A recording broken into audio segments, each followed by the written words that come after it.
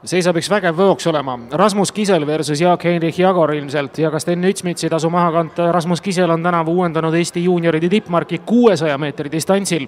See juhtus siis aasta alguses siin Tšiikini mälestusvõistlustel, aga nüüd siis 400 meetri distantsil ka tegemist tipptulemusega ja kõrvu on siis tulemas Jagor, Ütsmits ja ka Raimond Vallerite tasu maha kanda. Jagor praegusel hetkel teine, Rasmus Kisel selle grupi 4, aga Rasmus Kisel ongi selline pisut pikemate maade mees ja vaatame, kuidas nüüd siis jaksab 400 meetri distantsil. Kas hakkab tagant tõusma järgnevatega, kui Sten Ütsmits on võistlust juhtimas. Sander Moldov ületab 3. katsel 4.70 vahepeal teivas hüppes.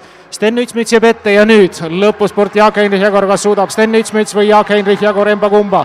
Jagor ja Tartu spordiselts Kalev võtab siit jooksuvõidu. Põhjust